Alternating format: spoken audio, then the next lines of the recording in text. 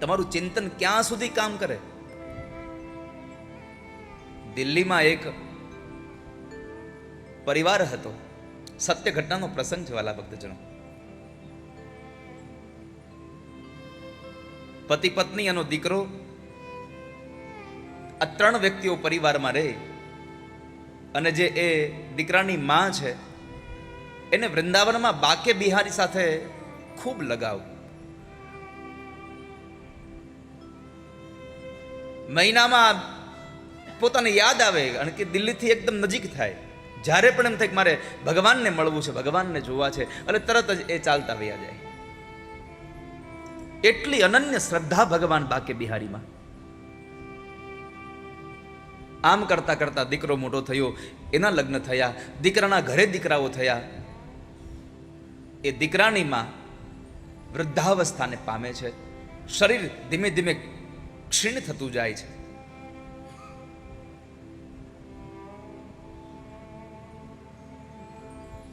દીકરાને કહ્યું, બેટા હવે મારું આ શરીર બહુ ચાલતું નથી, એક કામ કરને, આ એક જન્માષ્ટમી છેલ્લી એવી છે કે મારી ઈચ્છા છે કે તું મને વૃંદાવનમાં લઈ જા અને મને બાકે બિહારીના દર્શન કરાવી દે. લઈને જાય છે.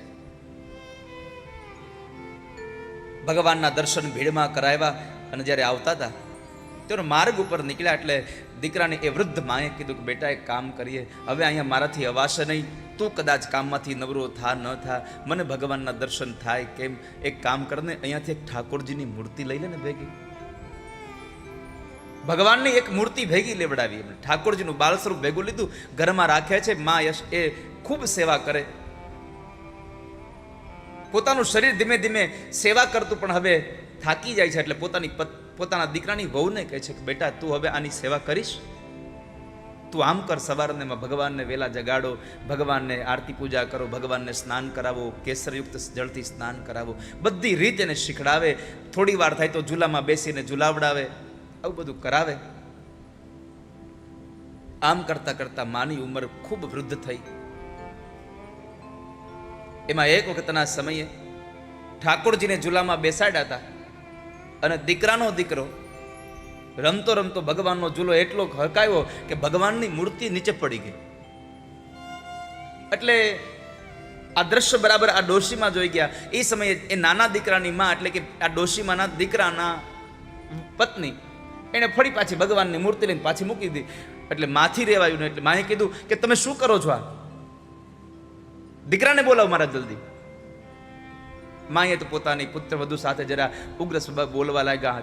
આમાં આ ઠાકોરજીને વાગી ગયું હશે, મારા લાલાને વાગી ગયું હશે. હવે આ છોકરાની વહુ આનથી કંટાળી ગયેલી. છોકરાને બોલાવ્યો. છોકરાને કીધું તું જલ્દી મને ડોક્ટરને બોલાવ, આને લાગી ગયું હશે. અરે માં પણ આ મૂર્તિ છે. ના ના ના ના, મૂર્તિ નથી. જ્ઞાતિના લોકો બધા ભેગા થઈ ગયા. છોકરો કહે છે કે નહીં જાવ ડોક્ટરને બોલાવવા. માં એક બાજુ એમ કહે છે કે ડોક્ટરને બોલાવે. એટલો ઉગ્ર એવો ભાવ થયો. સમાજના એક માણસે કીધું કે ભાઈ તારી માં હવે ક્યાં જાજુ જીવવાની છે, આમનામ કરીશ તો આમાં વહી જાય. એક કામ કરને, એને ક્યાં બીજી કઈ ખબર છે, ડોક્ટરને બોલાવી આવ ને. ડોક્ટરને બોલાવી આવ્યા. સાહેબ ચાલો ને, મારા બા જરાક હવે વૃદ્ધાવસ્થાએ પહોંચી ગયા છે, અમારા ઘરની ઠાકોરજીની મૂર્તિ પડી ગઈ. એમાં એ એમ કહે છે ડોક્ટરને બોલાવ, જો હવે તમે નહીં આવો તો કદાચ એ આમનામ ચિંતા કરતા કરતા આમાં જ મરી જશે. તમે હાલો ને જરાક એમ કહેજો ને આને કાંઈ નથી થયું, તમારી જે ફી થશે હું તમને આપી દઈશ. ચાલો. માજી જે જગ્યાએ પલંગમાં સૂતા હતા, ડોક્ટર સાહેબ પોતાની બેગ લઈને આવે છે, સફેદ કોટ પહેર્યો છે. આવીને ઠાકોરજીની મૂર્તિને જરા હાથ અડાડીને કીધું કે બરાબર છે, આને કાંઈ થયું નથી હો. ડોક્ટર ચાલતા થયા એટલે માજી કીધું તમે ક્યાંના ડોક્ટર છો? તમારામાં ડોક્ટર જેવું કંઈ લાગતું નથી કંઈ. કેમ? અરે શું કેમ? તમે તો કાંઈ તપાસ નથી કર્યો. ઓલું કાનમાં નાખો અને જરાક જુઓ કંઈ થયું નથી નાને. એટલે ડોક્ટરને થયું કે હવે માજીને સંતોષ થઈ જાય એટલે લાવીને આ કરી લઉં, એને દેખાડી દઉં. ડોક્ટરે પોતાનું સાધન કાઢીને કાનમાં નાખ્યું અને બરાબર ભગવાનની છાતી પર મૂક્યું. ડોક્ટરની આંખો ફાટી ગઈ. પંચ ધાતુની મૂર્તિના એ સ્વરૂપમાં ધબકારા સંભળાણા હતા એને.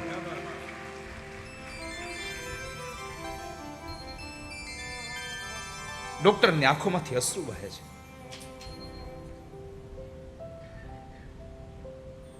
માજી પૂછું શું થયું છે?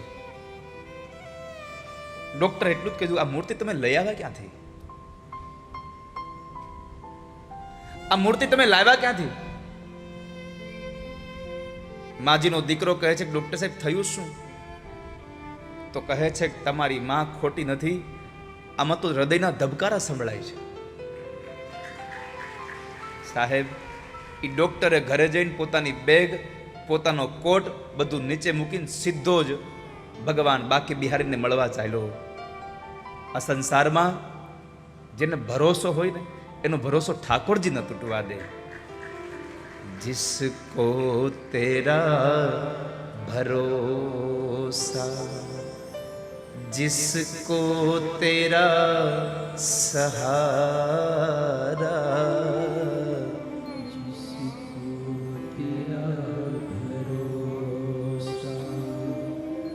जिसको तेरा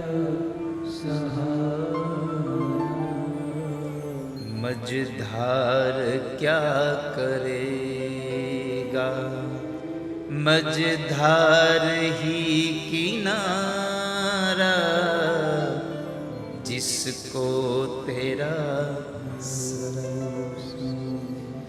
तेरी कृपा से मोहन भक्तों की नाव चलती,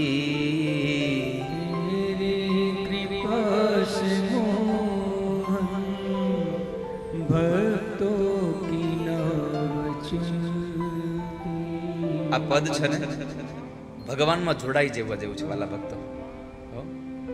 ઠાકોરજીમાં જોડાવા જેવું છે, અને જોડાવું હોય ને તો ભગવાનમાં જોડાજો. એક વખત એમાં જોડાશો પછી તમે છૂટવાના પ્રયત્ન કરશો તો ઠાકોરજી તમને નહીં છૂટવા દે. એકવાર જોડાઈ જવાની જરૂર છે.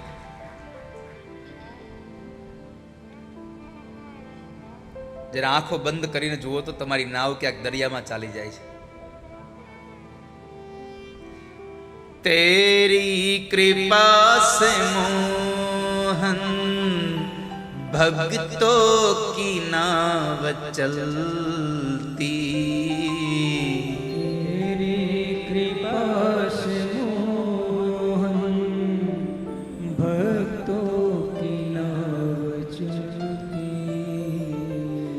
तूफान हो या आंधी उनको तो राह मिलती, तूफान हो या आंधी उनको तो राह मिलती,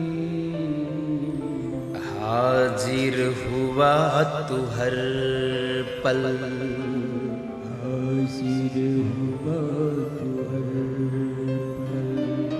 भक्तों ने जब पुकारा, भक्तों ने जब पुकारा, जिसको तेरा भरोसा, जिसको तेरा सहारा, जिसको तेरा भरोसा, जिसको तेरा सहारा.